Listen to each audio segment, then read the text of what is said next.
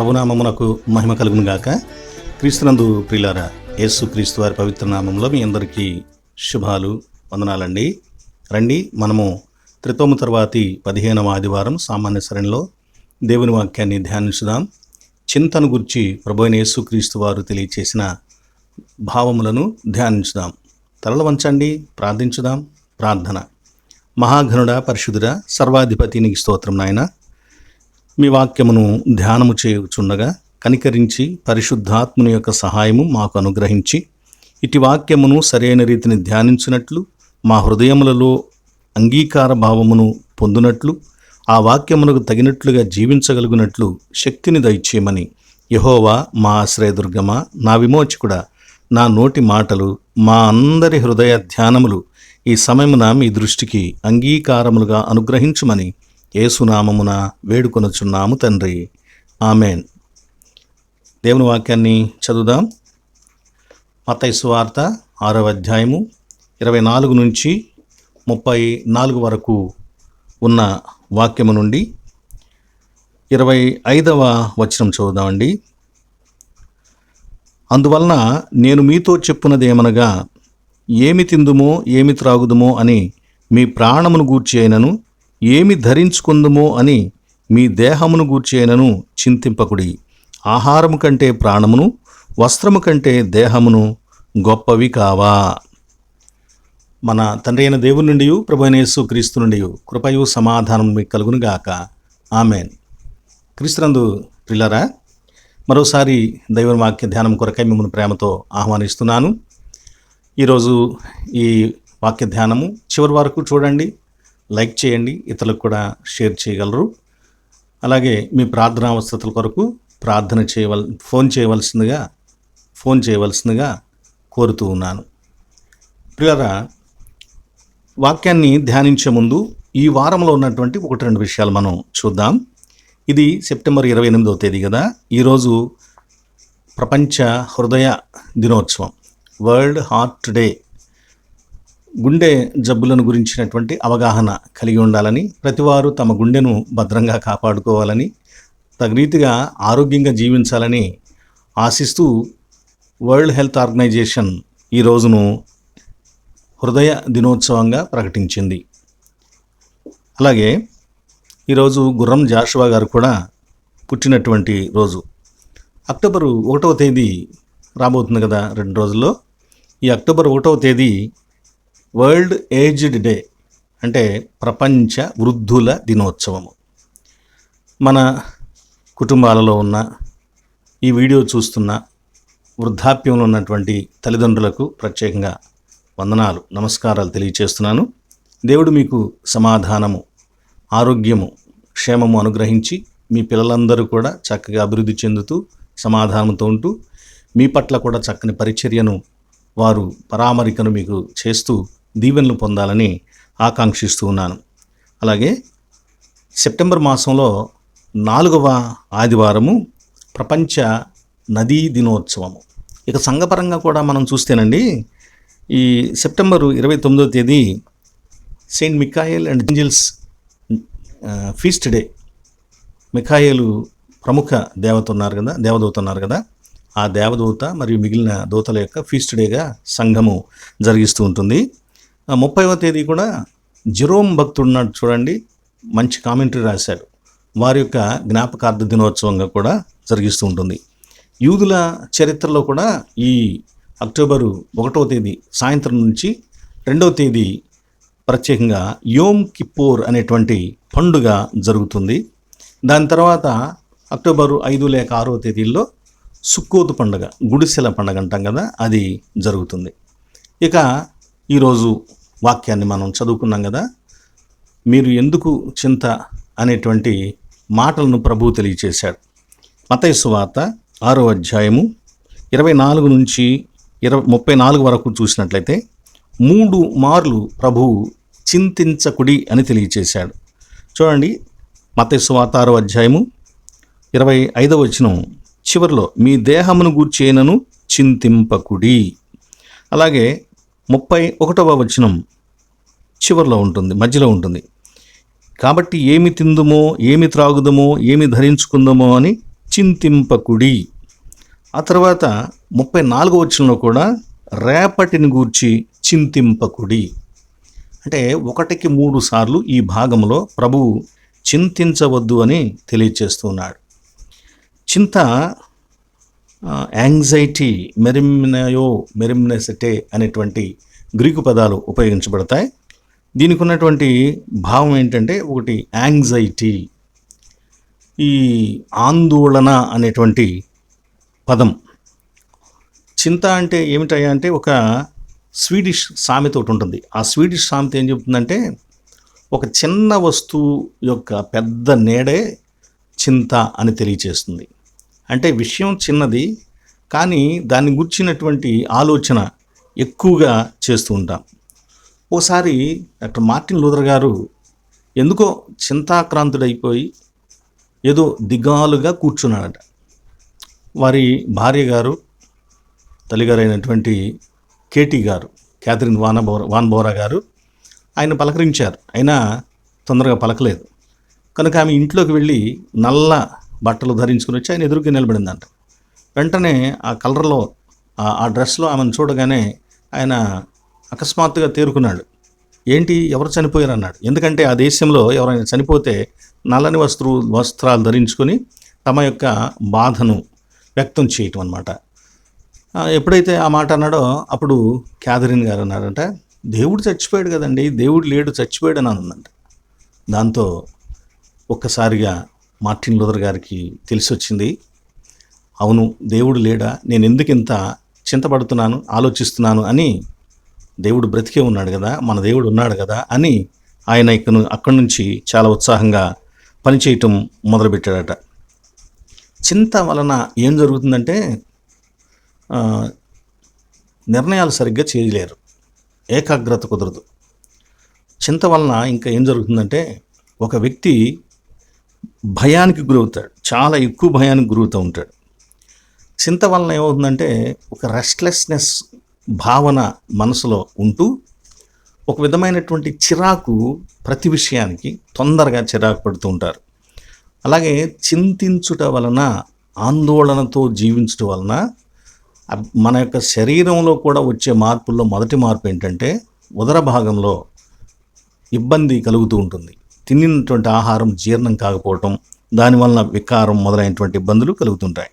ఇంకా చింత ఉండటం వలన, ఆందోళన ఉండటం వలన నిద్ర పట్టదు, గుండె వేగంలో తేడా వస్తూ ఉంటుంది, అలాగే ఎక్కువ చెమటలు పోస్తూ ఉంటాయి. భవిష్యత్తుని గురించి చాలా పెద్ద భయంతో కూడుకున్నటువంటి ఆలోచన ఉంటుంది. దీన్ని అగోరా ఫియర్ ఫోబియా అని చెప్పేసి పిలుస్తూ ఉంటాడు. ఇంకా రోజు చేసే పనులు కూడా, అంటే అలవాటుగా చేసే పనులు కూడా, అవి చేయటానికి కూడా ఒక విధమైన ఆందోళన కలగటం జరుగుతుందన్నమాట. చివరికి జరిగేటువంటి ఒక బాగా ఎక్కువ సమస్య ఏంటంటే, ఈ ఆందోళనతో, చింతతో ఉన్నవాడు ఇతరులతో కలవలేడు, సపరేట్గా ఉండటానికి ప్రయత్నం చేస్తాడు. వరల్డ్ హెల్త్ ఆర్గనైజేషన్ ఉంది చూసారా, అది 2021 సంవత్సరంలో ఇచ్చినటువంటి లెక్కల ప్రకారం ప్రపంచ జనాభాలో 4.4% మంది తీవ్రమైన ఆందోళనలో జీవిస్తున్నారంట. అందులో కూడా స్త్రీలు ఎక్కువ మంది ఆందోళనతో ఉన్నారంట. ఈ వీళ్ళల్లో కూడా కేవలం 27% మాత్రమే దానికి దొరికేటువంటి వైద్యాన్ని పొందుతున్నారంట, కానీ సరిగ్గా మిగిలిన వారు పొందలేకపోతున్నారు. కనుక వరల్డ్ హెల్త్ ఆర్గనైజేషను ఏం సలహాలు ఇస్తుందంటే, చింత నివారించబడటానికి మెడికల్, అంటే ఫిజికల్గా మెడిసిన్స్ మరియు మెంటల్గా కూడా థెరపీ తీసుకోవాల్సి ఉంటుంది అని చెప్తుంది. అలాగే మద్యపానం, మాదక ద్రవ్యాలు మొదలైనటువంటి దురలవాట్లు ఏమంటే వాటిని వదిలిపెట్టేసేయండి అని. మూడవదిగా వ్యాయామం క్రమం తప్పకుండా చెయ్యండి. నాలుగవదిగా సమయానికి భోజనం చేస్తూ సమయానికి యథావిధిగా నిద్రపోవాలి అని తెలియజేస్తుంది. నాలుగవదిగా సమయానికి భోజనం చేస్తూ సమయానికి నిద్రపోవాలని తెలియజేస్తుంది.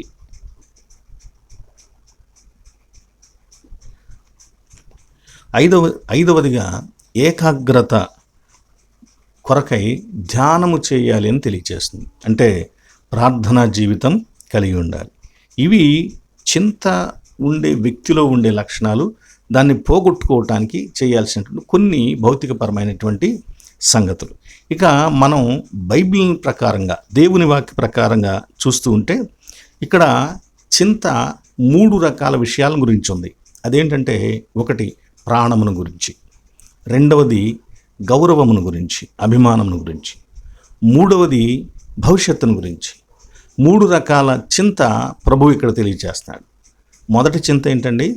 ప్రాణమును గురించి. అంటే ప్రాణం నిలబడటానికి ఏదో ఒకటి తినాలి, త్రాగాలి. కనుక ఏం తినాలి, ఏం త్రాగాలి అనేటువంటి ఆందోళన, చింత మానవుల్లో ఉందట.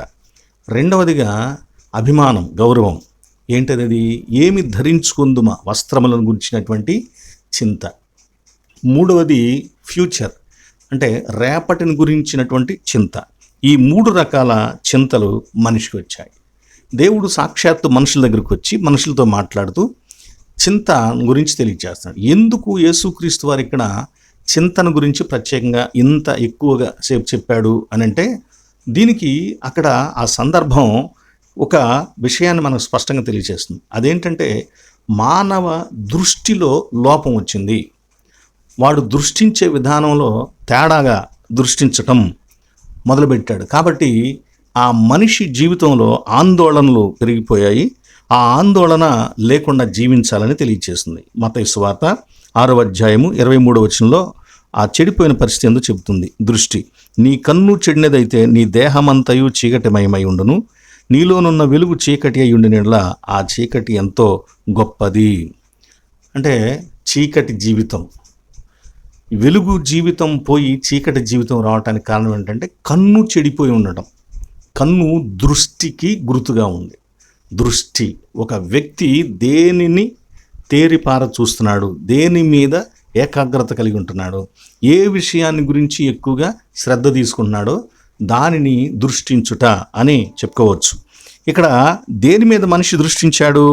హీబ్రూ భాషలో ఈ దృష్టిని గురించి 2 రకాల జాతీయాలు లాంటివి ఉంటాయి. ఆ జాతీయాలు ఏంటంటే, ఒకటి ఐన్ టోనాహ్ అనేటువంటి పదం. ఐన్ టోనాహ్ అంటే అర్థం ఏంటంటే గుడ్ ఐ అని అర్థం, మంచి కన్ను, మంచి దృష్టి అని అర్థం. ఈ మంచి దృష్టి అనేది జస్ట్ అక్షరరీతిగా చెప్పుకునేటువంటి అర్థం. కానీ దాని భావం ఏంటంటే, అసలు భావం బీయింగ్ జనరస్, ఔదార్యము కలిగి ఉన్నటువంటి వ్యక్తిని గుడ్ ఐ అని చెప్పేసి ఈ ఐన్ టోనా అని పిలుస్తారు. రెండవ పదం ఏంటంటే, రెండవ జాతి ఐన్ రాహ్ అనే పదం. ఐన్ రాహ్, దీనికి ఉన్నటువంటి భాషాపరమైన అర్థం ఏంటంటే బ్యాడ్ ఐ, చెడు కండ్లు అనేటువంటి అర్థం వస్తుంది.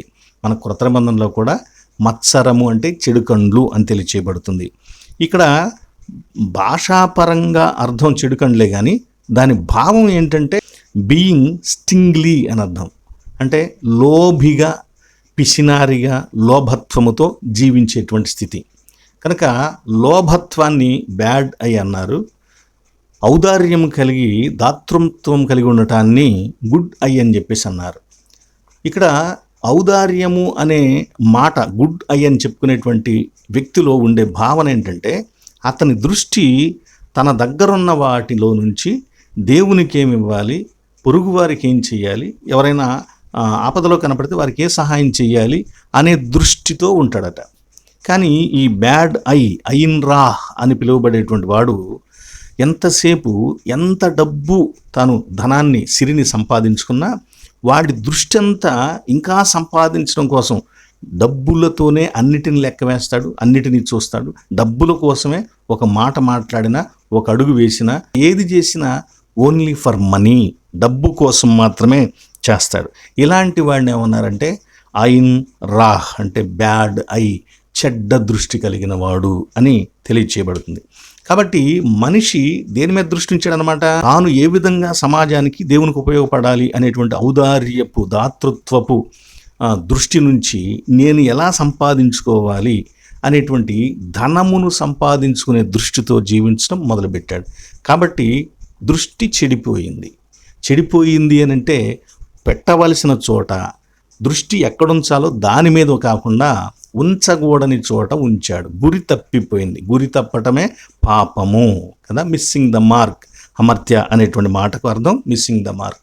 కనుక ఈ చెడు కళ్ళతో తన దృష్టి చెడిపోవటం వలన వ్యక్తికి జీవితంలోకి ఏమొచ్చిందంటే ఆందోళన. ఎంత సంపాదించినా ఇంకా ఇంకా ఇంకా, లేదా ఒకవేళ లేకపోతే మనకి ఆహారం ఎలాగూ, వస్త్రాలు ఎలాగూ, సుఖాలు ఎలాగూ, పలానా వస్తువులు కావాలి, ఇవన్నీ మనకు ఎలాగూ, ధనం లేదు అని ఇక అదే ధ్యాస, ఆ చింతనతో మనిషి జీవితం నలిగిపోతూ ఉంటుంది. కాబట్టి ఇక్కడ మనిషి ఏం చేశాడనమాట, దేవుని మీద ఉంచాల్సిన దృష్టిని ధనం మీద ఉంచాడు. అంటే దేవునికి ఇవ్వాల్సిన ప్రాధాన్యతను ధనంకి ఇచ్చాడు. దేవునికి ఇవ్వాల్సినటువంటి స్థానాన్ని ఆస్తిపాస్తులకు ఇస్తూ ఉన్నాడు. అంటే దేవుని కంటే ఆస్తిని ఎక్కువగా చూస్తున్నాడు. అందుకే ప్రభు అయిన యేసుక్రీస్తు వారు ఇక్కడ 21వ వచనంలో అంటాడు, 24వ వచనంలో, మీరు దేవునికిని సిరికిని దాసులుగా ఉండలేరు. సమానంగా, దేవునితో సమానంగా ఆస్తిని చూస్తున్నారు. ఒక రకంగా దేవుని కంటే కూడా ఎక్కువ ఆస్తిపాస్తుల కోసమే జీవించే మనుషులు వీళ్ళు. వీళ్ళ హృదయం ఎక్కడుంది, నీ ధనం ఎక్కడ ఉండనో అక్కడనే నీ హృదయం. అయితే భక్తులైనటువంటి వారు తెలియచేసేటువంటి గొప్ప సంగతులు ఏంటంటే, ధనము పెరిగినా దాని గురించి పెద్దగా పట్టించుకోకు, దాని మీద దృష్టి ఉంచబాకు, ఎందుకంటే అది ఏ రోజైనా పాడైపోయేదే. కీర్తన 62:10 ధనము హెచ్చినను దాన్ని లక్ష్య పెట్టుకుడి అంటాడు. అందుకే మత్తయి సువార్త, తిమోతి మొదటి పత్రిక 6వ అధ్యాయం 17-19 వచనాలకు ఉన్నటువంటి ఆ లేఖనంలో, అస్థిరమైన ధనమును నమ్మబాకండి అని అంటాడు. దేవుని యందు నమ్మకం ఉంచండి అంటాడు. పైగా ధనాన్ని జాగ్రత్తగా ఉపయోగించుకోండి, భవిష్యత్తుకు మీకు ఉపయోగకరంగా మార్చుకోండి, సత్క్రియలు అనే ధనాన్ని సంపాదించుకోండి, వాస్తవిక జీవాన్ని సంపాదించుకోండి అని తెలియచేస్తుంటాడు. ప్రియా స్నేహితులారా, మనము చాలా అనేక మంది చూస్తుంటాం, బహుశా మనం కూడా అలాగే ఉండవచ్చు. లైక్ బీస్ to honey, people busy around money. మనుషులు తేనె కోసమై, తేనెటీగ ఏ రీతిగా పుష్పము చుట్టూ తిరుగుతుందో అలాగే మనుషులు ధనం కోసం ధనం చుట్టూ మాత్రమే తిరిగేవారిగా తయారయ్యారు. కాబట్టి దేవుడు దానిని వ్యతిరేకిస్తూ అంటున్నాడు, ఆ ధనం లేకపోతే నేను బ్రతకలేను అనుకుంటున్నావు, నాకు వస్త్రాలు ఎట్లాగు, నాకు ఆహారం ఎట్లాగు, నాకు గౌరవం ఎట్లాగు, రేపు అనేది ఎట్లాగు, ఎలా జరుగుతుంది అని అనుకుంటున్నావు. నువ్వు అలా అనుకోవద్దు, నేను నిన్ను పోషిస్తాను అని చెప్పి ప్రభువు తెలియచేస్తున్నాడు.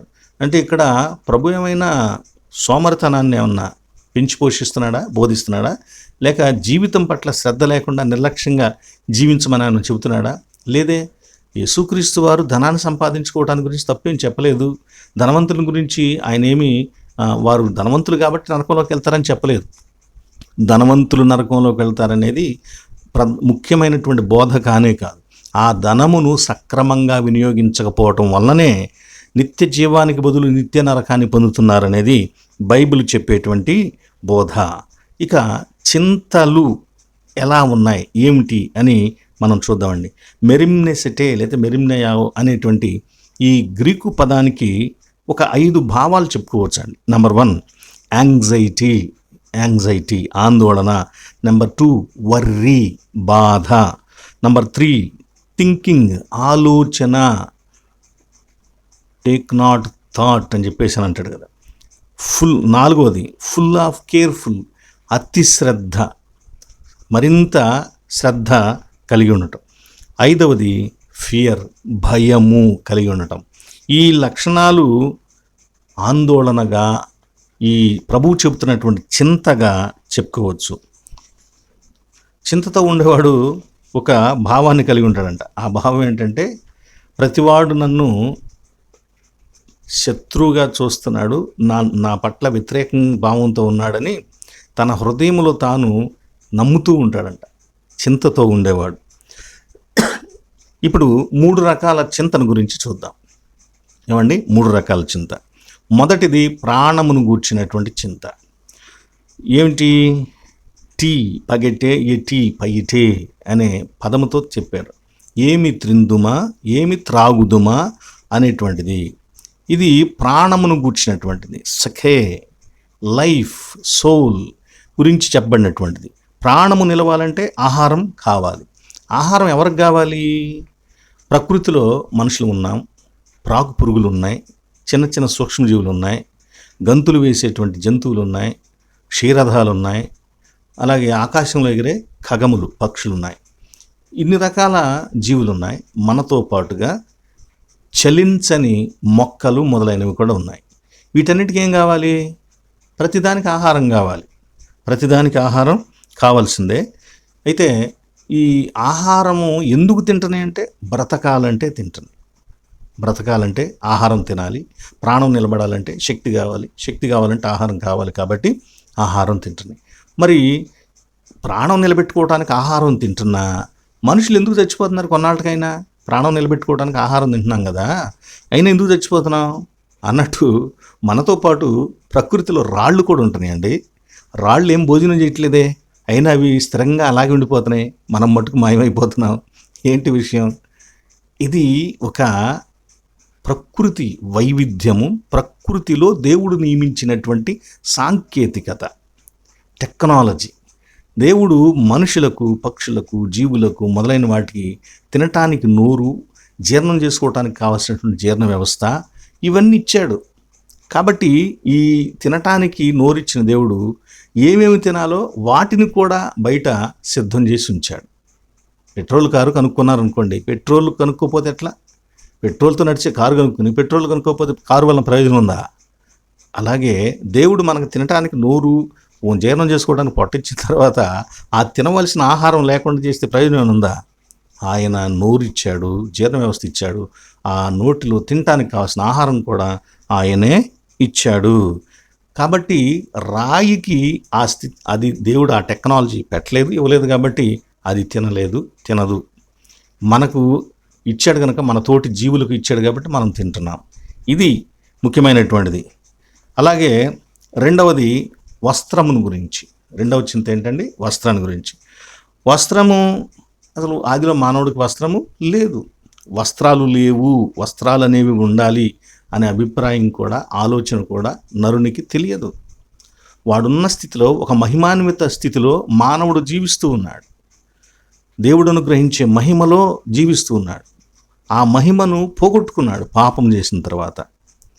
అందరూ పాపము చేసి దేవుడు అనుగ్రహించు మహిమను పొందలేకపోతున్నారు అంటున్నాడు చూసారా? అది అంతకు ముందున్నటువంటి ఆ స్థితి, దాన్ని ఎవరూ పొందలేకపోతున్నారు. కాబట్టి పాపం వలన ఎప్పుడైతే మహిమాన్విత స్థితి కోల్పోయామో, నరుడికి తనకు ఏదో అవమానంగా ఉంది అనేటువంటి అభిప్రాయం కలిగింది. కాబట్టి ఆ అవమాన కారణాన్ని బయటికి కనపడకోకుండా భద్రం చేసుకోవాలని ఆకులతో అడ్డం పెట్టుకోవటం మొదలుపెట్టాడు. దేవుడు అతనికి చర్మపు చొక్కాయలను చేసి ఇచ్చాడు. యేసుక్రీస్తు వారు ఏదెను వనంలో ఆదాము తన దిశెమ్మలను కప్పుకోవటానికి మాత్రమే ఆకులను ఎలా ఉపయోగించుకున్నాడో, సిలువలో కూడా ఆయన తన దిశెమ్మలు మాత్రము కప్పబడి తత్తిమా వస్త్రాలన్నీ కూడా ఇచ్చివేశాడు. చీట్లు వేసి పంచుకోవటానికి ఇచ్చివేశాడు. మనము పరిశుద్ధత, పవిత్రత, నీతి అనేటువంటి రక్షణ అనేటువంటి వస్త్రాలు కలిగి ఉండటం కోసం ఆయన వస్త్రహీనుడిగా మారిపోవటము జరిగింది. కాబట్టి ప్రియులారా, వస్త్రాలు కావాలి. దాని గురించినటువంటి ఆలోచన దేవుడు కూడా కలిగి ఉన్నాడు. మూడవ చింత ఏంటంటే రేపటిని గురించి. వీటికి జవాబు కూడా ఏంటనే చూద్దాం తర్వాత వరుసగా. మళ్ళీ మూడవ చింత రేపటిని గురించి. రేపు, ఇవాళ. బహుశా జవహర్లాల్ నెహ్రూ గారు అనుకుంటా, నిన్న అనేది మనం ఖర్చు పెట్టేసిన ధనం, రేపు అనేది మన చేతికి వచ్చిద్దో రాదో మనకు తెలియనటువంటి ధనం.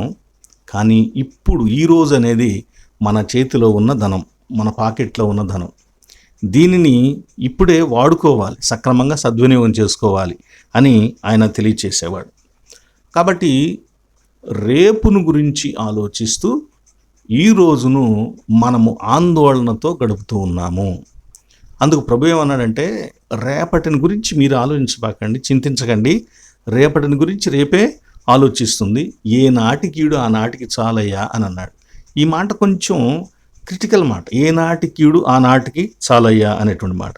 ఇది యూదులు ఉపయోగించేటువంటి ఉదయకాలం, మధ్యాహ్న కాలం, రాత్రికాలం ప్రార్థనలు చేసేటువంటి వారి పుస్తకాలలో జరోద్ అనేటువంటి ఒక పదం ఉంటుంది. దీనికోసం వాళ్ళు ఆ పదాన్ని ఉపయోగించారు. వాటిలో దానికి అర్థం ఏంటంటే ట్రబుల్స్, కష్టములు, ఇబ్బందులు. ఇద్దిష్ అనేటువంటి వారి యొక్క ప్రార్థనా పుస్తకాల్లో రాసినటువంటి ఈ పదానికి అర్థం ఏంటంటే ప్రతిరోజు మాకు ఇబ్బందులు కలక్కోకుండా కాపాడుము అని అర్థం. అదే మతపరంగా సుమారుగా సెప్టుజింట్ వీటిల్లో ఉపయోగించినటువంటి పదమైతే రాహ్ అంటే మిస్ఫార్చ్యూన్, ట్రబుల్ అనే రెండు భావాలు వస్తాయి. మిస్ఫార్చ్యూన్ అంటే దురదృష్టం, ట్రబుల్స్ అంటే కష్టము. ఇక గ్రీకు భాషలో ఈ ఏనాటి కీడు ఆనాటికి చాలనే ఆ కీడు అనేటువంటి మాటను కాకియా అనేటువంటి పదంతో చెప్పారు. ఈ కాకియా అనే మాటకు అర్థం ఏంటంటేనండి ఈవిల్, ట్రబుల్ అని అర్థం. అంటే 3 విధాల అర్థాలు ఈ మాటకు ఉన్నాయి. ఏనాటి కీడు అని ప్రభువు చెప్పారే ఆ కీడు అనే మాట. ఇది ఎలాగో మనం చూద్దాం. ఎలాగంటే నెంబర్ 1, కీడు అనగా భాషా ప్రకారం ఈ 3 అర్థాలు ఉన్నాయి. ఒకటి ఏంటండి, రాహ్ అనే హిబ్రూ పదం ప్రకారము మిస్ఫార్చ్యూన్, దురదృష్టము. తర్వాత జరోత్ అనేటువంటి హిబ్రూ పదం ప్రకారం, ఇద్దిష్ రచనల ప్రకారం ట్రబుల్స్. మూడవది కాక్లియా అనేటువంటి గ్రీకు పదానికి ఉన్నటువంటి అర్థం ఏంటంటే ఈవిల్, ట్రబుల్ అని అర్థం. కనుక ఈ మొదటి మాట దురదృష్టం, మిస్ఫార్చ్యూన్. రాహ్ అనే మాటకు దురదృష్టము. ఏంటి, మనం అదృష్టం దురదృష్టాలను నమ్ముతామా? ఓకే, దురదృష్టం అనేటువంటి మాట లోకస్తులు చెప్పుకునే అదృష్ట దురదృష్టం కాదు. బైబిల్లో చెప్పబడేటువంటి అదృష్టము దురదృష్టము వేరు. కనుక ఇక్కడ చెప్పబడుతున్నటువంటి దురదృష్టము, యేసుక్రీస్తు వారు ఏ రోజు దురదృష్టం ఆ రోజు చాలురా బాబు అని చెప్పేసి చెప్తున్నాడు కదా. ఆ మాటకున్నటువంటి అర్థం ఏంటంటే ఏదేను వనంలో పరిశుద్ధుడిగా జీవించే మనిషి పాపిగా మారిపోవటమే మానవ జాతి దురదృష్టం. కనుక ఏ రోజుకి ఆ రోజు మీరు పాపులుగానే ఉంటున్నారుగా, అంతకంటే మించిన దౌర్భాగ్యం ఇంకేముంది? కనుక ఆ దురదృష్టం చాలులే, ఇంకా మళ్ళా లేనిపోయిన ఆందోళన ఎందుకు మీ మీద పెట్టుకుంటారు అని ప్రభువు చెబుతున్నాడు.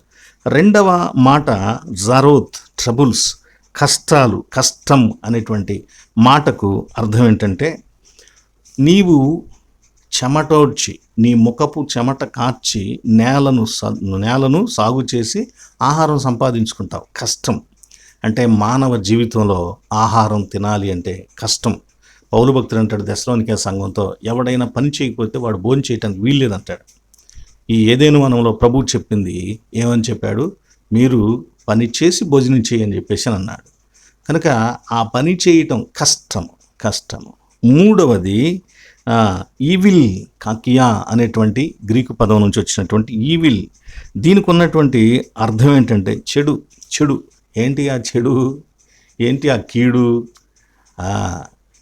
ఎంతో చక్కగా మంచి ఫలాలను ఇచ్చేటువంటి మొక్కలను మొలిపించే భూమి మొండ్ల కంపలను మొలిపించేటువంటి చెడు తత్వాన్ని పొందటమే మనకు కలిగినటువంటి బాధ, వేదన. కాబట్టి ప్రియులారా, యేసుక్రీస్తు వారు ఎంత వేదనతో ఈ మాట మాట్లాడాడో, ఎంత వేదనతో. ఏంటి అంటే వేదన, బాబు మీరు పాపముతో అనుభవిస్తున్నటువంటి ఇవి చాలు, ఇంకా ఎందుకు? వీటిని చూస్తుంటే నాకు బాధ వేస్తుంది. మీరు ఇంత బాధపడుతుంటే నా పిల్లలు, ఇంకా మీరెందుకు రేపు అని ఎల్లుండని ఇంకో రోజు చింత కూడా మీ మీద తెచ్చి పెట్టుకుంటారు ఎందుకయ్యా? హ్యాపీగా అట్లా ఉండండి, ఆ బాధతోనే ఉండండి. దానికే నేను బాధపడుతున్నాను మీకు అలాంటి శాపం ఇచ్చినందుకు. దేవుని ప్రేమ హృదయం, దేవుని కృపా హృదయం అక్కడ మనకు కనిపిస్తుంది. ఈ చింతల నుండి మనం విడిపించబడటానికి యేసుక్రీస్తు వారు ప్రత్యక్షంగా రుజువులను చూపించాడు, ఉదాహరణను చూపించి నమ్మకాన్ని పెంచుకోమని చెప్పి తెలియజేస్తున్నాడు, విశ్వాసాన్ని పెంచుకోమని తెలియజేస్తున్నాడు. కాబట్టి లుక్ అరౌండ్, చుట్టూ చూడు, ఆ గాలిలో ఒకసారి చుట్టూ చూడు, ఏం కనపడుతున్నాయి? పక్షులు కనపడుతున్నాయి. పక్షులు వాటి కాళ్ళు ఉన్నాయి, చేతులు లేవు, రెక్కలు ఉన్నాయి. రెక్కలు ఎగరటానికే పనిచేస్తాయి, కాళ్ళు నడవటానికి పనిచేస్తాయి. మరి ఆహారాన్ని పండించటానికి వాటికి ఇక పనిచేసేటువంటి సదుపాయం లేదు, అవకాశం లేదు. మరి వాటికి ఆహారం ఏడ దొరుకుతుంది? వాటికి భోజనం ఎవరిస్తున్నారు? ఒక పక్షి కాదు కదా, ప్రపంచంలో ఎన్ని పక్షులు ఉన్నాయి, వాటికి ఎంత ఆహారం కావాలి, ప్రతిరోజు ఉదయం మధ్యాహ్నం సాయంత్రం ఎంత ఆహారం కావాలి, అంత ఆహారం ఎక్కడి నుంచి వస్తుంది? ఆహారాన్ని ఇస్తున్నాను కదా నేను. ఆ పక్షుల గురించి చెప్తున్నానంటే మీరెక్కడా, పక్షులెక్కడా? పక్షులకి మీకు ఎంత తేడా ఉంది? పక్షుల కంటే మీరు శ్రేష్ఠులు, ఉన్నతమైన వాళ్ళు. అలాంటి ఉన్నతమైన మీ గురించి ఇంకా నేను ఎంత శ్రద్ధగా ఉంటాను, పక్షులను గురించి అంత శ్రద్ధగా ఉంటే మీ గురించి ఎంత శ్రద్ధగా ఉంటాను. కనుక పక్షులను చూసినప్పుడు ఆనందించడమే కాదు, వాటిని చూసినప్పుడు నేర్చుకోండి, తెలుసుకోండి. పోషకుడున్నాడు, పోషిస్తాడు. నోరు లేని ఆ పక్షులను పోషిస్తున్న దేవుడు నన్ను పోషిస్తాడు. చిన్న పిచ్చుకను పోషిస్తున్న దేవుడు నన్ను పోషిస్తాడు. ఇంత గొప్ప సమూహాన్ని, పక్షుల సమూహాన్ని, జీవుల సమూహాన్ని పోషిస్తున్న దేవుడు నన్ను పోషిస్తాడు అని నమ్ము. ధనం పోషిస్తుంది అనుకోబాకు, ధనాన్ని నమ్ముకోబాకు, నన్ను నమ్ము అని ప్రభువు చెబుతున్నాడు. రెండవ సమస్యకు పరిష్కారం వస్త్రములను గురించి. మీరు వస్త్రముల గురించి చింతించవద్దని ప్రభువు చెప్పాడు. వస్త్రం మానవుడు ఆకుల మీద ఏర్పాటు చేసుకున్నాడు. కానీ ఆదికాండము 3వ అధ్యాయం 21వ వచనం ప్రకారం వారికి చర్మపు చొక్కాయలు చేయించెను అని అంటాడు. చర్మపు చొక్కాయలు. వస్త్రము కంటే దేహం గొప్పది, ఆహారం కంటే ప్రాణం గొప్పది, పక్షుల కంటే మనం గొప్పవాళ్ళం. ఇక్కడ వస్త్రం కంటే దేహం గొప్పదంటే దేహాన్ని నాశనం చేసే ఆందోళనలు, చింతలు, బాధలు, ఆలోచనలు తొడుక్కొని అనవసరంగా డాగులు పడిపోయి రోగాలతో నశించిపోవద్దు. వస్త్రాలు నేను ఇవ్వగలను అని ఇప్పుడు look down in the field, go and see the forest. అక్కడ గడ్డి ఉంది చూడండి, ఆ గడ్డిలో మొక్కలు ఎన్ని రకాలు ఉన్నాయి. ఇక్కడ ప్రభువు చెప్పినటువంటి పువ్వులంట రాజరికానికి గుర్తుగా రాజులు ఉపయోగించేటువంటి పర్పుల్ కలర్లో ఉండేటువంటి పువ్వులంట. అలాంటి విలువైనటువంటి వాటిని పువ్వుల గురించి చెప్పాడు. అంటే పైగా అక్కడ చెబుతూ ఏమన్నాడంటే సొలొమోను ఎంత వైభవం కలిగిన వాడిని మీరు చెప్పుకుంటారో ఆ సొలొమోను సైతం వీటిలాగా అలంకరించబడలేదు, అంతకంటే గొప్పగా ఈ గడ్డిని నేను పువ్వులను అలంకరిస్తున్నాను. వాటికి ఎన్ని రంగులు, ఎంత చక్కగా వాటి ఛాయలు ఎంత బాగుంటాయో చూడండి ఒకసారి. అంత బాగున్నా అవి ఈరోజు వరకే, రేపు ఎండిపోతాయి, ఎల్లుండి మీరు తీసుకొచ్చి పొయ్యిలో పడేసి వంట చేసుకుంటారు కాల్చివేసి. ఆఫ్టర్ ఆల్ ఒకరోజు ఉండేటువంటి గడ్డి పువ్వును సొలొమోను మహారాజు కంటే కూడా శ్రేష్టమైన అలంకారం నేను చేస్తున్నానే, మీకు వస్త్రాలు ఇవ్వలేనా నేను? మీకు ఇవ్వన వస్త్రాలు? అంటే దేవుడు ఎంత ఉన్నతమైనటువంటి ప్రాధాన్యత, ప్రత్యేకత మనకిస్తున్నాడంటే దాని గురించి ఎంత గొప్పగా చెబుతున్నాడంటే ఆఫ్టర్ ఆల్ విషయాలనే నేను ఇంత జాగ్రత్తగా వాటిని కాపాడుతున్నాను, వాటికి కావాల్సినవి ఇస్తున్నాను, శ్రద్ధ చూపిస్తున్నాను. మీ పట్ల ఇంకెంత గొప్ప శ్రద్ధగా ఉంటాను అంటే, రూపాయి పట్ల శ్రద్ధగా ఉన్నవాడు, చాలా శ్రద్ధగా ఉన్నవాడు 1000 రూపాయల పట్ల ఇంకా శ్రద్ధగా ఉంటాడు, 1,00,000 రూపాయల పట్ల ఇంకా శ్రద్ధగా ఉంటాడు. అలాగే చిన్న అల్పజీవులు ఆ రోజుకు ఆ రోజు మాడిపోయి వాడిపోయేటువంటి గడ్డి లాంటి దానినే అంత శ్రద్ధగా చక్కని రంగులద్ది పూలు ఏర్పాటు చేస్తే గొప్ప శ్రేష్టమైనటువంటి వాళ్ళు నా రూపంలో చేసుకున్న మిమ్మల్ని మీకు ఇంకెంత గొప్పగా వస్త్రాలు ఇస్తాను కదా. రక్షణ వస్త్రాన్ని, నీతి వస్త్రాన్ని, పరిశుద్ధ వస్త్రాన్ని. లవదకే సంఘం అంటాడు కదా, నువ్వు దిగంబరుడువు, నా దగ్గర వస్త్రం కొనుక్కో. ప్రకటన గ్రంథం 19వ అధ్యాయంలో పెండ్లి కుమార్తెను ఆమె ధరించుకొనుటకు తెల్లని వస్త్రాలు, నార వస్త్రాలు ఇవ్వబడ్డాయి. అవి పరిశుద్ధుల నీతి క్రియలు. నీతి క్రియలు. ఎస్, దేవుడు మనకు నీతి క్రియలు అనే వస్త్రాలు మనకు దయచేస్తున్నాడు. ఆత్మఫలములు, ఆత్మఫలములు మనం చేయాలి. తండ్రిని మహింపరిచేటువంటి క్రియలు మనం చేయాలి. అవి చేయటానికి ఇవి చెయ్యాలి మీరని మనకు ప్రత్యేకంగా తెలియచేసిన వాడు ఆయనే. అవి చెయ్యని వాళ్ళు అపవాది సంబంధులు, వాళ్ళకు తెలియదు. అలాంటి గొప్ప కార్యాలు చేసి దేవునికి మహిమ కలిగే దేవుని బిడ్డలు చేసేటువంటి పనులు చేసి దేవుని దగ్గర నుంచి మెప్పు పొందేటువంటి స్థితి వాళ్ళకి తెలియదు. కానీ దేవుడు మనకు తెలియచేశాడంటే వస్త్రాలను మనకిస్తున్నాడు దేవుడు. కాబట్టి మనం వస్త్రాలను పొందే చక్కని అవకాశం ఆయన దయచేశాడు. మూడవది, రేపటిని గురించి మీరు చింతించవద్దు. దాన్ని నమ్మాలి. మనం గడ్డి పూలను చూసి నమ్మాలి, వస్త్రాలు మనకిస్తాడు. మూడవదిగా, రేపటిని గురించి చింతించవద్దు. ఇక్కడ ఒక ఆయన, ఈ సోరెన్ గోర్కే అనేటువంటి ఒక ఆయన డానిష్ ఫిలాసఫర్ అంటండి. ఆయన రేపు అనే దాని గురించి ఉండే యాంగ్జైటీని గురించి 2 మాటలు చెబుతాడు. అదేంటంటే, రేపు అనేది ఎలా ఉంటుందో ఏమవుతుందో మనకు తెలియదు. రేపు అనేది ఇవాళ మనం ఆందోళన చెందటానికి కారణమవుతుంది. ఈరోజు మన జీవితంలో ఆందోళనగా మారిపోవటానికి అది కారణమవుతుంది రేపు అనేది. కాబట్టి ఇలా ప్రతిరోజు రేపటిని గురించి ఆలోచిస్తూ జీవితాన్ని ఆందోళనతో నింపుకొని ఒక భయంకరమైన జీవితాన్ని అనుభవిస్తున్నాం తప్ప ఇంకోటి కాదు. కనుక రేపటిని గూర్చినటువంటి ఆలోచన మానివేయాలి అని ఫిలాసఫర్ తెలియచేస్తాడు. కాబట్టి స్నేహితులారా, మన జీవితంలో మనకు కూడా దేవుడు రేపు ఏం కావాలో ఆయన చూస్తాడని మనం నమ్మాలి. ఆయన చెప్పాడు, రేపే ఆలోచిస్తుంది రేపటి గురించి, నువ్వు ఆలోచించొద్దు, నీకేం కావాలో రేపు ఆలోచిస్తుంది. చూడండి, మన చుట్టూ ఉన్న పక్షులకి రేపు ఆహారం కావాలి, అవి ఆలోచిస్తున్నాయా? ఈరోజు దొరికిన దాన్ని తిని తృప్తిగా దేవుని మహంపరిచి వాటి గూట్లోకి వెళ్ళి చక్కగా నిద్రిస్తున్నాయి. కానీ మనిషి పగలు రాత్రి పనిచేస్తూనే ఉన్నాడు, నిద్రాహారాలు లేకుండా, తిండి తిప్పలు సరిగ్గా లేకోకుండా. ఎందుకు? దేనికోసం? కేవలం ఆహారం కోసం, వస్త్రం కోసం కాదు, డబ్బు కోసం, ఆస్తి కోసం. ఆ ఆస్తి ఉంటే ఒక గౌరవం ఉంటుందని, ఆ ఆస్తి ఉంటే ఒక సంతోషం మనకు లభిస్తుందని, ఆస్తి ఉంటే ఎన్నో సౌకర్యాలు మనం పొందుతామని మనిషి ఆస్తి కోసం అవిరామ కృషి చేస్తున్నాడు, కష్టపడుతున్నాడు, మోసాలు చేస్తున్నాడు, దగా చేస్తున్నాడు, హత్యలు చేస్తున్నాడు, అన్ని రకాలుగా దానికోసం దాని చుట్టూ తిరుగుతున్నాడు, ధనం చుట్టూ, ఆస్తి చుట్టూ తిరుగుతున్నాడు. కనుక ఆ పక్షులకు రేపు అనేది ఆహారం సిద్ధపరుస్తుంది. ఉదయాన్నే లేచి పక్షి కిలకిల రావాలు చేసుకుంటూ ఎగిరి వెళ్తుంది. ఎక్కడికి? ఎక్కడైనా ఆహారం పండించింది అదేమన్నా తెచ్చుకోవటానికి వెళుతుందా? లేదు. ఇప్పుడు నేను ప్రయాణం చేస్తున్నాను, నేను రెక్కలు విదిలిచ్చి ముందుకు వెళుతూ ఉంటే నాకు ఎక్కడో చోట ఆహారం ఉంటుంది, దేవుడు నాకు ఇస్తాడు. ఈరోజు నాకు ఆహారం ఎక్కడో ఉంది, దాన్ని వెళ్ళి వెతుక్కుంటాను అని పక్షి దేవుని మీద నమ్మకంతో వెళ్ళిపోతుంది. అలాంటి చిన్న పక్షిని ఆయన పోషిస్తున్నాడు. కనుక నువ్వెందుకయ్యా రేపటి గురించి నువ్వు ఆలోచిస్తావు? ఇవాళ బాధను పడతావు, ఇబ్బంది పడతావు, మనసంతా ఆందోళనతో నిండిపోయి నిన్ను నీవే ఎందుకు గాయం చేసుకుంటావు అని ప్రభువు తెలియచేస్తున్నాడు.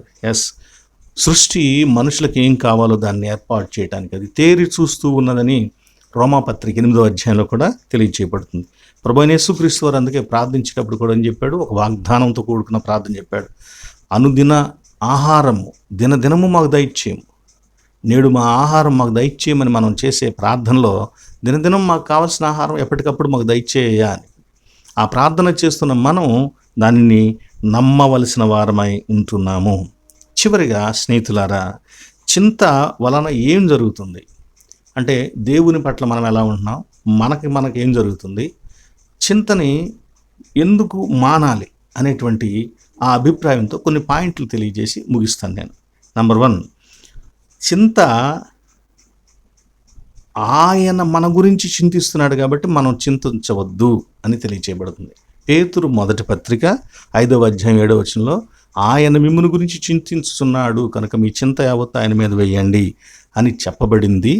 ఆ వాగ్దానాన్ని నమ్మి మన కష్టాలు, మన బాధలు ఏమున్నాయో ఆయనకి భారం అప్పగించాలి. రెండవది, ఈ ప్రకృతి రేపు, ఇవాళ, ఎల్లుండి, నిన్న అనే ఈ సమయం ఎప్పటికేది మనకు కావాలో అది ప్రిపేర్ చేసి తీసుకొస్తుందంట. కాబట్టి మనం ఏదో ప్రిపేర్ చేసుకోవాలి అన్నట్లుగా ఆలోచించాల్సిన అవసరం లేదు అని తెలియజేస్తున్నాడు. చూడండి, ఈ ఆందోళన అనే పద్ధతిలోనే మనం దీన్ని మాట్లాడుకున్నాం. అలాగని నేనేం చేయకుండా కూర్చుంటాను అనే సోమరితనాన్ని ప్రభు బోధించలా. మళ్ళీ అలా దీన్ని మనం భావించుకోకూడదు. అందుకే ముందు చెప్పాను ఆ విషయాన్ని. మూడవదిగా, ప్రభు అభయం ఇస్తున్నాడు. పక్షులను పోషించినాడు మిమ్మల్ని పోషించలేనా? దానికంటే మీరు శ్రేష్ఠులు కదా. పువ్వులకు అలంకారాన్ని ఇచ్చిన నేను మీకు వస్త్రాలు ఇవ్వలేనా అని చెప్పి ప్రభువు మనకు వాగ్దానం ఇస్తున్నాడు. కాబట్టి మనం చింతించాల్సిన అవసరం లేదు. 4వది, మనం శ్రేష్ఠులం. ప్రకృతిలో చిన్న చిన్న వాటినే ఆయన ఇంత శ్రద్ధగా చూస్తున్నాడు. మనం శ్రేష్ఠులు అన్నాడు. కాబట్టి ఆయన తప్పక మనకు ఆ వాగ్దానాలు నెరవేరుస్తాడు. కాబట్టి మనము చింతపడాల్సిన అవసరము లేదు. 5వదిగా, చింత ఇట్ ఈజ్ యూజ్లెస్, నిరుపయోగకరమైనటువంటి ఒక క్రియ. అది మన జీవితంలో, మన హృదయంలో దాగి ఉండేటువంటి నిరుపయోగమైన ఒక బరువు ఈ చింత. కాబట్టి ఈ నిరుపయోగమైన దానిని మనం కలిగి ఉండటం అనవసరం. మనం వేస్ట్ అనుకున్న దాన్ని అన్నింటిని కూడా బయటపడేస్తాం కదా. చింత కూడా వేస్టే, అందుకే దాన్ని కూడా తీసి బయటపడేయాలి. అది ప్రభు అన్నాడు, ఎవడైనా ఒకడు చింతించడం వలన వాడి ఎత్తు మూరుడు చేసుకోగలడా అని చెప్పేసి. కాబట్టి అంటే వేస్ట్ అని అర్థం. చింతించడం అనేది వేస్ట్, చింత వేస్ట్ అని చెప్పి. ఎందుకే చింతించెదవు నా డెందమా నీ కందమా అంటాడు భక్తుడు. చింతలను వీడుము అని సందేహం ఎందుకు అనేటువంటి పాటలో, సందేహమేల అనేటువంటి పాటలో భక్తుడు పురుషోత్తం చౌదరి గారు తెలియచేస్తాడు. 6వది, చింత విశ్వాసిని అవిశ్వాసి వలె ప్రవర్తించేటట్టు చేస్తుందండి. విశ్వాసిని అవిశ్వాసి వలె ప్రవర్తించేటట్టు చింత చేస్తుంది. ఈ మాట 6వ అధ్యాయం 31వ వచనంలో ప్రభు తెలియజేశాడు. అన్యజనుల వలె మీరు చింతించకూడంటే, చింతించేవాడు విశ్వాసి వలె కాక అన్యజనుని వలె ప్రవర్తిస్తాడు, విశ్వాసం లేని వాని వలె ప్రవర్తిస్తాడు. కాబట్టి చింత ఎంత ప్రమాదకరమైన పరిస్థితి మనకు తెస్తుందో చూడండి. 7వది, చింతించడం ద్వారా ఇంతగా మనలను ప్రేమించే దేవునిని మా కోసం ఆలోచించేవాడు ఎవడు లేడు అన్నట్టుగా మనమే ఆలోచించుకోవడం ద్వారా ఆ దేవుణ్ణి అవమానపరచడం జరుగుతుంది. కాబట్టి ఈ చింత మనం మానుకోవటం మంచిది. 8వదిగా, చింత ఒక అల్ప విశ్వాసి లక్షణం. 6వ అధ్యాయంలో 30వ వచనంలో చివరిలో అంటాడు, అల్ప విశ్వాసులారా అని ప్రభు అన్నాడు. చింతించడం అల్ప విశ్వాసి యొక్క లక్షణం.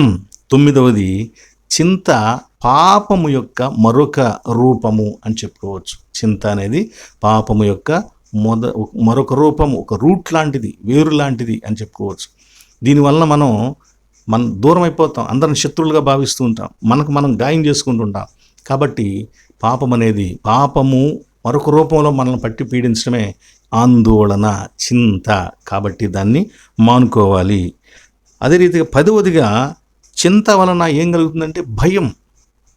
వరల్డ్ హెల్త్ ఆర్గనైజేషన్ తెలియజేసింది కదా, చింతించే వాళ్ళలో భయం ఉంటుందంట. ఏ భయం ఉంటుంది? ఇతరుల గురించి భయం ఉంటుంది, వీళ్ళందరూ నాకు శత్రువులే అనే భయం ఉంటుంది. 2వది, సమాజం, రాజకీయం మొదలైన వాటిని గురించి భయం ఉంటుంది. కాబట్టి చింతించేవాడు భయపడుతూ ఉంటాడు. అసలు వీడికి ఉండే భయాన్ని గురించి చాలా పెద్ద భయం ఉంటుందని చెప్పడం కోసం అగోరాఫోబియా అని చెప్తారు. అంటే చాలా మిక్కుటమైనటువంటి భయాన్ని కలిగి ఉంటాడట. కాబట్టి అంత భయాన్ని తెచ్చే చింత మనకు అవసరమా? ఏమండి, ఎందుకు మనల్ని పిరికివాళ్ళని చేసే చింత మనకెందుకు? పిరికివాళ్ళు అవిశ్వాసులు పరలోక రాజ్యంలో చేరరు కదా, కనుక ఎందుకు మనల్ని పరలోక రాజ్యానికి పోకుండా చేసే చింత అనవసరము. 11వదిగా, చింతించటం వలన ఆరోగ్యం పాడవుతుంది. మొదట ఉదరం పాడవుతుంది అని చెప్పారు కదా, దానివలన ఇంకొక రోగం, ఇంకో ట్రబుల్, ఆ ట్రబుల్, ఈ ట్రబుల్, అనేక రకమైన రోగాలు వస్తాయి. కాబట్టి చింత వలన శారీరకంగా రోగాల పాలవుతాం, శరీరం గాయాల పాలైపోతుంది. కాబట్టి చింతించుట అనవసరం, చింత మానుకోవాలి. 12వదిగా, చింత మానవ సంబంధాలను బలహీనపరుస్తుంది, తుంచివేస్తుంది. ఆందోళనతో ఉండేవాడు ఎవడిని నమ్మడు, కనుక వాడు అందరికీ దూరం అవుతాడు, అందరినీ దూరం చేసుకుంటాడు. సపరేట్ ఫోబియా అనేది కూడా ఉంటుంది దీనిలో. అలాంటి సంబంధాలను తెంచివేసి ఒంటరివాళ్ళని చేసే చింత అవసరం లేదు, తీసివేసుకుందాం. 13వది, చింత ఒక డిగ్గర్, సమాధిని తవ్వేవాడు లాంటిది. మన కోసం గుంట, సమాధిని తవ్వేవాడు ఎలాంటివాడో మనలోనే ఉండి మనకు సమాధి తవ్వే ఒక శక్తే చింత. ప్రభువు చెప్పాడా చింతించకూడని, అది. కాబట్టి జాగ్రత్త, దాన్ని లోన పెట్టుకున్నావా అది నీకే సమాధి తవ్విద్ది, మనకే సమాధి తవ్విద్ది. కాబట్టి చింతను తీసివేసుకుందాం, ప్రభువుకి అప్పగించుకుందాం. అలాగే 14వదిగా, చింత మన సమయాన్ని తినేస్తుంది, దొంగిలిస్తుంది. దొంగ చూడండి, బాధతో ఉండేవాడు ఎంతసేపు ఆ బాధాకరమైన విషయాన్ని మళ్ళీ ఆలోచించుకుంటూ ఒంటరిగా కూర్చుంటాడు. అదే ఒక తీపిగా భావిస్తూ ఉంటాడు. వాడి సమయం అంతా అక్కడ గడిచిపోతూ ఉంటుంది. కాబట్టి సమయాన్ని దొంగిలించేటువంటి ఒక దొంగ ఈ చింత. 15వ పాయింట్ ఏంటంటే, చింత మనలను ఒక అనాథలాగా మార్చేస్తుంది. అనాథ స్థితిని మనం పొందుతూ ఉంటాం మనంతట మనమే. అంటే అనాథ అంటే తల్లి తండ్రి బంధువులు లేనివాడిని అనాథ అంటారు. అలాగే పరలోకంలో మనకు ఒక తండ్రి ఉన్నాడు. ఆ తండ్రి లేడైనా మనం బాధపడాల్సింది, మనకు సహాయం చేసే తండ్రి లేడైనా మనం మన గురించి ఇంతగా చింతించి మనల్ని మనం పాడు చేసుకోవాల్సింది. ఆయన ఉన్నాడు కదా, కనుక చింతిస్తున్నామంటే ఆయన లేడు అని అనుకుంటేనే మనం చింతిస్తామని అర్థం. కాబట్టి దేవుడు లేని వాని వలె, అనాథ వలె మనల్ని చేసే చింత మనం అనుభవించాల్సిన అవసరం లేదండి. ప్రియులారా, చింత వలన ఒక పెద్ద భయంకరమైన తప్పు ఆలోచన నేర్చుకుంటాం. అదేంటంటే, దేవుడు ఉన్నాడండి పాస్టర్ గారు, అదేం లేదండి, కాకపోతే బాధ ఉంది అంటే దేవుడు ఉన్నాడు, పరలోకానికైతే తీసుకుని వెళ్ళగాని భూలోకంలో ఆయన ఏం చేయలేడు, భూలోకంలో నేను చేయాల్సిందే, నేను చేసుకోవాల్సిందే అని భూలోకంలో ఏమీ చేయలేని దేవుడు అన్నట్లుగా, పరలోకానికి తీసుకొని వెళ్ళగలిగిన దేవుడు మాత్రమే అన్నట్లుగా దేవుని శక్తిని గురించి తప్పుగా ఊహించడం, ఆలోచించడం జరుగుతుంది. అలాంటి అభిప్రాయం ఉంటేనే మనలను గురించి మనం ప్లాన్లు వేస్తూ ఏవేవో చేస్తూ ఉంటాం. ఇక స్నేహితులారా, 17వదిగా ఫిలిప్పీ 4:6లో మీరు మీ చింతలను ప్రార్థనా విజ్ఞాపనలతో దేవునికి తెలియచేయండి. చింత ఉన్నప్పుడు మనం విజ్ఞాపన, కృతజ్ఞత తెలియచేస్తూ దేవునికి దానిని విన్నవించుకోవాలట. ఆ విన్నవించుకొని మనం దాన్ని దేవునికి అప్పగించేసి, ఆ భారం ఆయనకి ఇచ్చేసి మనం ప్రశాంతంగా ఉండాలని తెలియచేయబడుతుంది. Sorrow looks back, worries looks around, faith looks up అని వర్డ్ ఎమర్సన్ తెలియచేస్తాడు. బాధలు వెనక్కి తిరిగి చూసేటట్టు చేస్తాయట. అలాగే కష్టాలు, వేదనలు చుట్టూ చూసేటట్టు చేస్తాయట. కానీ విశ్వాసము పైకి దేవుని వైపు చూసేటట్టు చేస్తుందంట. ప్రభువు చెప్పాడు కదా, పూలను చూడండి, పుష్పాలు ఎంత చక్కగా వాటిని నేను అలంకరిస్తున్నాను. ప్రతి పుష్పము పైకి ఆకాశం వైపు చూస్తూ ఉంటుంది, దేవుని వైపు. ఆ పుష్పం మనకు చెప్పేది ఏంటంటే, లుక్ ఎట్ ద అప్, అక్కడున్నాడు దేవుడు, నాకు ఈ చక్కని ఆకారాన్ని, రంగులను ఇచ్చిన దేవుడు నీకు కూడా మంచి వస్త్రాలను ఇస్తాడు అని మనకు చెబుతూ ఉంది. ప్రతి పుష్పము, ప్రతి మొక్క నుంచి వచ్చే ఆకు పైవైపు చూస్తుంది, దేవుని వైపు చూస్తుంది. కనుక ఆ దేవుడు ఉన్నాడనేవి మనకు తెలియచేస్తున్నాయి. ఈ చింతను పోగొట్టుకోవాలంటే మనం చేయాల్సిన పనుల్లో ఒకటి కూడా ఏంటంటే, nothing dismiss anxiety faster than action. మనం చేసే పనులు తప్ప త్వరగా చింతను పోగొట్టేది ఏదీ లేదట. కాబట్టి నీకేదైనా బాధ కలిగినప్పుడు, నీకేదైనా వేదన కలిగినప్పుడు ఏం చేస్తావంటే, ఇంతవరకు నువ్వు చేయకుండా వదిలిపెట్టేసిన పనులు ఉన్నాయి చూసావా, దాన్ని మొదలుపెట్టు. ఆ పూట ఆ పని అయిపోద్ది, నీ బాధ కూడా తొలగిపోద్ది. కాబట్టి చింతను మనం తొలగించుకోవాలి. ఒకసారి ఒక తండ్రి ఒక పిల్లవాడిని దూర ప్రాంతం చదువుకోవడానికి పంపిస్తూ ఒక క్రొత్త బైబిల్ కొనిచ్చాడు. దానికి చక్కగా జిప్పు మొదలైనవి చేయించి ఇచ్చాడు. అయితే ఆ పిల్లవాడికి ఏం చెప్పాడంటే, నాన్న నీకేం ఇబ్బంది కలగదు, నువ్వు రోజు బైబిల్లో ఒక పేపర్ రోజు చదువు, దేవుడు తప్పక నీకు ఇబ్బంది లేకుండా నీ అవసరాలన్నీ తీరుస్తాడు అని చెప్పాడు. ఓకే డాడీ అని చెప్పేసి అన్నాడు. ఇక పిల్లవాడు ఆ దూర ప్రాంతం వెళ్ళిన తర్వాత రూమ్లో కొద్ది రోజులకి ఆయన చేతిలో ఇచ్చినటువంటి డబ్బులు ఖర్చు అయిపోయినాయి. కనుక ఇబ్బంది పడుతున్నాడు. ఇప్పుడు లెటర్ రాశాడు తండ్రికి, నాకు ఇబ్బందిగా ఉంది, నువ్వు ఇచ్చిన డబ్బులు చాలలేదు, అయిపోయినాయి, మరి ఇంకా డబ్బులు పంపించు అని చెప్పి. తండ్రి వెంటనే లెటర్ రాశాడు, నువ్వు రోజు బైబిల్ చదువుకోనన్నా నీ అవసరాలు తీరుతాయి అని చెప్పేసి. వీడు మళ్ళీ ఆ లెటర్ చదివి, నేను రోజు బైబిల్ చదువుతున్నాను, అయినా నాకు ఇక్కడ అవసరాలు తీరట్లేదు, కనుక నేను బైబిల్ చదువుతున్నా, ప్రార్థన చేసుకుంటున్నా, నువ్వు నాకు డబ్బులు పంపించు అని చెప్పేసి అన్నాడు. అలా 2-3 సార్లు జరిగిన తర్వాత తండ్రి కుమారుడు దగ్గరికి వెళ్ళాడు. నీకు ఇచ్చిన బైబిల్ ఏదని అన్నాడు. ఆ బైబిల్ తీసుకుని చూస్తే కనీసం ఒక్కసారి కూడా ఆ పిల్లవాడు ఆ బైబిల్ ఓపెన్ చేయలేదు. అప్పుడు తండ్రి బైబిల్ ఓపెన్ చేసి దానిలో ఒక పేపర్ తిప్పాడు వాడి కళ్ళ ముందు. అక్కడ డబ్బులున్నాయి, $1 నోట్ ఉంది. అలా ఒక్కొక్క పేపర్ ఇస్తుంటే ప్రతి పేపర్ మధ్య $1 నోట్స్ ఉన్నాయి. ఆ పిల్లవాడికి కొన్ని రోజులకు సరిపోయేటట్లుగా తండ్రి కావలసినవన్నీ ఆ రీతి ఏర్పాటు చేశాడు. ఒక సామాన్యమైన తండ్రి అలా ఏర్పాటు చేస్తే పరలోకమందున్నటువంటి పరమ తండ్రి ఇంకెంత గొప్పగా మనకి ఈ ప్రకృతిలో ఏర్పాట్లు చేస్తాడు. కాబట్టి మనమే ఆలోచన బాధ పడకుండా దేవునికి మన యొక్క ఆందోళన అప్పగించుదాం. దేవునికి మన యొక్క సమస్యను తెలియజేసుకుందాం. దేవునికి అప్పగించుకుందాం. చింతను మనం మానుకొని మన చింత యావత్తు ఆయన మీద వేద్దాం. సర్వశక్తిమంతుడు మనకు సహాయం చేయనుగాక. ఆమెన్. సమస్త జ్ఞానమునకు మించిన దేవుని సమాధానము యేసుక్రీస్తు వల్ల మీ హృదయములకును మీ తలంపులకును కావలియునుగాక. ఆమెన్. పిల్లారా, ఇంతవరకు వీడియో చూస్తూ దేవుని వాక్యాన్ని విన్న మీకు ప్రత్యేకంగా మరోసారి వందనాలు తెలియజేస్తున్నానండి. ఏదైనా ప్రార్థనా అవసరతలు ఉంటే ఫోన్ నంబర్కి ఫోన్ చేయండి. అలాగే మా కోసం కూడా ప్రార్థన చేయండి. ఈ వాక్యాన్ని వినిన తర్వాత మీ హృదయంలో ఈ పరిచర్యను ప్రేమిస్తూ ఏదైనా కానుక సమర్పించాలనే ఆలోచన కలిగితే నా ఫోన్ నంబర్కు మీరు కానుక పంపించవచ్చు. అది ముఖ్యం కాదు, దేవుని వాక్యాన్ని వినండి. అయినా తెలియచేయాలి కాబట్టి తెలియచేస్తున్నాను. ప్రార్థన, ప్రభు నేర్పిన ప్రార్థన, ఆశీర్వాదం. తల వంచండి. మహాగణుడ, పరిశుద్ధుడ, సర్వోన్నతుడ, నీకు వందనాలు నాయనా.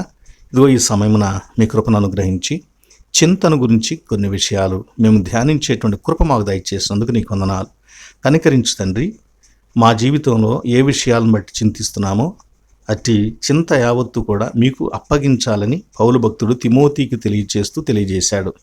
కనుక నాయన ఆ మాటలను మేము నమ్ముచు ప్రార్థనా రూపమున మా చింత యావత్తు మీకు అప్పగించుకొని కృతజ్ఞతాస్తుతులు చెల్లించే విశ్వాసులంగా ఉండటానికి కృపద ఇచ్చేయండి. అలాగే నాయన మీరు వాగ్దానాలు చేశారు. పక్షులను చూడండి, వాటిని పోషిస్తున్నాను. అలాంటి చిన్న పక్షులనే పోషిస్తున్నప్పుడు వాటికంటే మీరు శ్రేష్ఠులు, మిమ్మల్ని ఎంత బాగా పోషిస్తాను అనే వాగ్దానాన్ని తెలియచేశారు. వస్త్రాల గురించి తెలియచేశారు. కనుక మా ప్రభువా, ఆ మాటలను మేము నమ్మి చింతించుట మానుకొని నిన్ను మహింపరచుట, ఆరాధించుట చేయుటకు కృపద ఇచ్చేయండి. ప్రభువా, నీ మీద ఉండవలసిన మా దృష్టి, మా హృదయము ప్రభు మరి ధనము మీద మళ్ళిందేమో కనికరించండి. మా దృష్టి అలా పాడైపోయిందేమో క్షమించండి.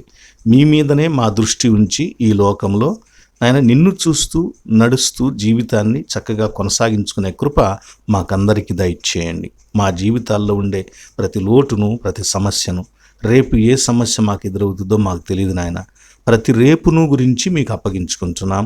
కనికరించి మాకు మంచి సమయంలోనే మా జీవితాల్లో దయచేయండి. ఇంతవరకు ఈ వాక్యాన్ని వినిన నీ బిడ్డలను మీరు ఆశీర్వదించండి. వారి జీవితాల్లో ఉన్న ప్రతి చింత యావత్తు తొలగించండి. మీకు అప్పగించుకొని భారము లేకుండా సమాధానంగా జీవించే కృప వారికి దయచేయండి. వారి జీవితాల్లో ఉన్న రోగము, పేదరికము, జ్ఞానము తక్కువగా ఉన్న పరిస్థితి, సమాధానము లేని కుటుంబ జీవితం, ఆందోళనతో ఉన్న వ్యక్తిగత జీవితం, అనారోగ్యము మొదలైనటువంటి భారములన్నీ మీకు అప్పగిస్తున్నాము. కనికరించి ఈ బిడ్డలను మీరు కృప చూపించి సంతోష సమాధానములతో, క్షేమముతో, ఆరోగ్యముతో, అభివృద్ధితో దీవించి వృద్ధి చేయమని, తిరిగి మరొక వాక్యమును ధ్యానించు సమయమున మేమందరము ఈ రీతిగా కలిసి నిన్ను ఆరాధించే కృప మాకు దయచేయమని మీకు మహిమయు ఘనత ప్రభావాలు చెల్లించుచు యేసు నామమున వేడుకొంచున్నాము తండ్రి. ఆమెన్. పరలోకమందున్న మా తండ్రి, నీ నామము పరిశుద్ధపరచబడునుగాక, నీ రాజ్యము మాకు వచ్చునుగాక, నీ చిత్తము పరలోకమందు నెరవేరుచున్నట్లు భూమి యందు నెరవేరునుగాక. మా అనుదిన ఆహారం నేడు మాకు దయచేయము. మా యెడల అపరాధము చేసిన వారిని మేము క్షమించి ఉన్న ప్రకారము మా అపరాధములను క్షమించుము. మమ్మును శోధనలోనికి తేక దుష్టుని నుండి తప్పించుము. రాజ్యము, శక్తియు, మహిమ నిరంతరం నీవై ఉన్నవి తండ్రి. ఆమెన్. మన పరమ తండ్రి అయిన దేవుని ప్రేమయు, ప్రభువైన యేసుక్రీస్తు వారి కృపయు, పరిశుద్ధాత్మ దేవుని యొక్క అన్యోన్య సహవాసము సదా మీకు కలుగునుగాక. Amen, amen, amen. మీ అందరికీ వందనాలు. సెలవు. God bless you.